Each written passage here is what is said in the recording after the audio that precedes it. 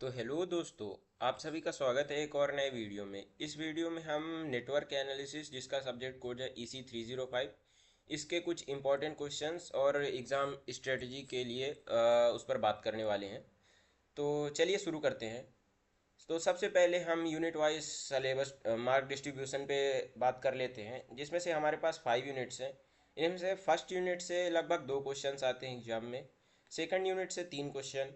Third unit जो है कि हमारी मोस्ट इम्पॉर्टेंट यूनिट होने वाली है, इससे कभी कभी 4 क्वेश्चन भी आ जाते हैं। और जो हमारी फोर्थ यूनिट है, इससे 3 क्वेश्चन।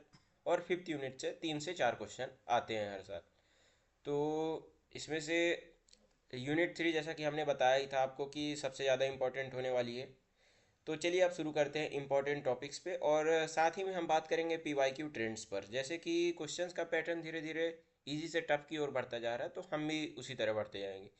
तो इम्पोर्टेंट टॉपिक्स फर्स्ट यूनिट के, जो कि है हमारी सर्किट एलिमेंट एंड रेजोनेंस, इसमें से RLC एंड इनकी characteristics, KCL KVL nodal mesh analysis, sinusoidal analysis, dot convention और सीरीज पैरेलल रेजोनेंस सर्किट, जिसमें से हमको सीरीज पैरेलल रेजोनेंस डेरिवेशन पे सबसे ज़्यादा फोकस करना है, क्योंकि ये एक्सट्रीमली फ्रीक्वेंट है। न्यूमेरिकल प्रॉब्लम्स में यूजुअली यही नोडल मेश वगैरह आते हैं, तो आप इनको कर लीजिएगा। इसके बाद आगे बढ़ते हैं नेटवर्क और ग्राफ थ्योरी, जो कि है ग्राफ थ्योरी। इसमें से ट्री ब्रांच लिंक्स, इन सब की डेफिनेशन पे आपको अच्छे से ध्यान देना है। कभी कभी शॉर्ट नोट्स में आ जाता है। Incidence matrix, cut set matrix and tie set matrix, ये सबसे ज़्यादा मोस्ट इम्पॉर्टेंट है, लगभग हर पेपर में पूछे जाते हैं।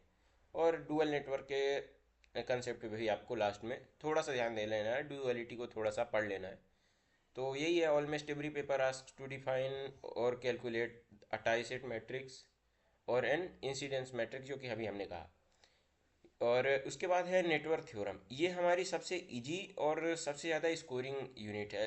इसमें से आपको थेवेनिन नॉर्टन थ्योरम, सुपरपोजिशन और reciprocity theorem, maximum power transfer, Milman theorem, और मतलब इनमें बहुत सारी थ्योरम है, जिनमें से थेवेनिन और सुपरपोजिशन तो आपने पहले ही पढ़ रखी है B3 में। तो वही आपको थेवेनिन और सुपरपोजिशन और मैक्सिमम पावर ट्रांसफर, ये तीन सबसे ज़्यादा मोस्ट रिपीटेड थ्योरम्स है। मतलब आपको बेयर मिनिमम ये 3 थ्योरम तो अच्छे से करके जानी है विद देयर न्यूमेरिकल्स। और अगर आपके पास टाइम बचता है तो फिर आप नॉर्टन और रेसिप्रोसिटी और टेलिजेंस पे भी ध्यान दे सकते हैं। और उसके बाद हमारी सेकंड मोस्ट इम्पॉर्टेंट यूनिट है यूनिट 4, ट्रांजिएंट एंड लैप्लास, जिसमें कि आपको transient analysis RL, RC, RLC circuits के लिए करके जानी है।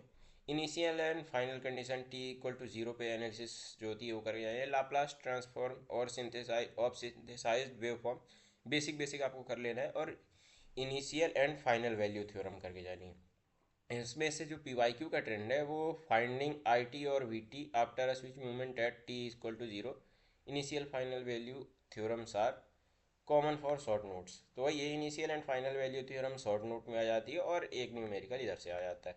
लगभग लगभग यही ट्रेंड रहा है, पर अगर चेंज होता है तो इसीलिए आपको इनमें से मैक्सिमम टॉपिक कवर करने की कोशिश करनी है। टू पोर्ट पैरामीटर जो है हमारी यूनिट 5, इसमें से आपको Y, Z और H पैरामीटर कर लेना है मिनिमम। ABCD पैरामीटर अगर आपके पास समय कम है तो आप छोड़ सकते हैं। और रिलेशन बिटवीन डिफरेंट पैरामीटर्स आपको कर लेने हैं। तो और रेसिप्रोसिटी एंड सिमेट्री कंडीशन, ये शॉर्ट नोट में आता है। तो अब बात कर लेते हैं हम टॉप 10 मोस्ट इंपॉर्टेंट क्वेश्चंस की, जिनको आप बेयर मिनिमम इतना तो करके जाएंगे ही। अगर इतना आप अच्छे से कर लेते हैं with theory, derivation and numerical, ये 10 टॉपिक पे, तो आप आराम से 70 में से 40 नंबर तो आराम से स्कोर कर सकते हैं। तो आपको यूनिट 1 से नोडल एंड मेश एनालिसिस कर लेनी है, जो कि KCL और KVL होते हैं। तो मैंने KCL KVL नहीं लिखा, इसका मतलब ये नहीं है कि आपको वो नहीं करना है। नोडल और मेश एनालिसिस से हमारा मतलब KCL और KVL से ही है। और सीरीज और पैरेलल रेजोनेंस कर लेने हैं। इसी प्रकार यूनिट 2 से टाई सेट मैट्रिक्स की कैलकुलेशन और इंसिडेंस मैट्रिक्स की कंस्ट्रक्शन। अगर आपके पास समय बचता है तो एक कट सेट मैट्रिक्स होता है, उसका भी आप कर सकते हैं। यूनिट 3 से आपको थेवेनिन्स इक्विवेलेंट सर्किट, मतलब कि थेवेनिन थ्योरम और मैक्स पावर ट्रांसफर थ्योरम करके जानी है। सुपरपोजिशन थ्योरम भी आप कर सकते हैं, जो कि आपने B ट्रिपल में की थी, तो आपको दिक्कत नहीं होगी ज़्यादा। इसी प्रकार से यूनिट 4 में आपको एस डोमेन सर्किट कन्वर्जन और initial and final value theorem पढ़ लेनी है।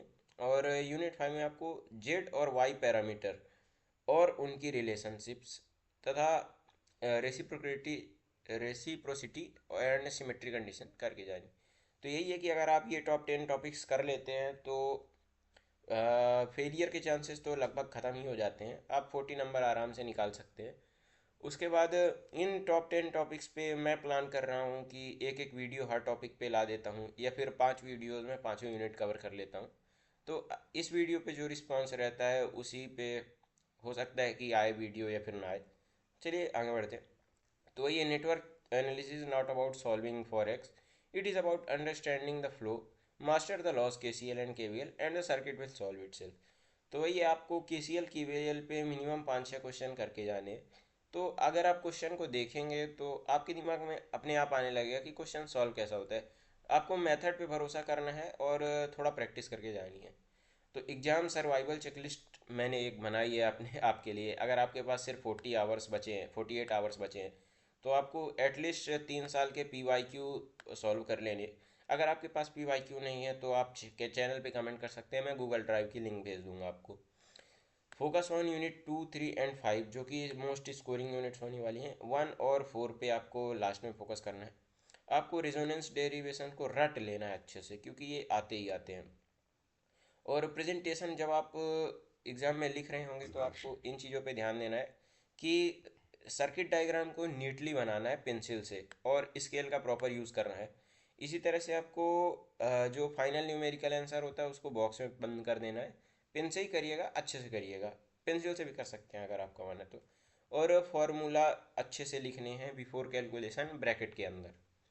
तो यही है कि अगर आप इतने सब कुछ कर लेते हैं तो नेटवर्क एनालिसिस में आपको पास होने से कोई नहीं रोक सकता। तो ठीक है, इस वीडियो को ख़त्म करते हैं। धन्यवाद आपका इस वीडियो को देखने के लिए।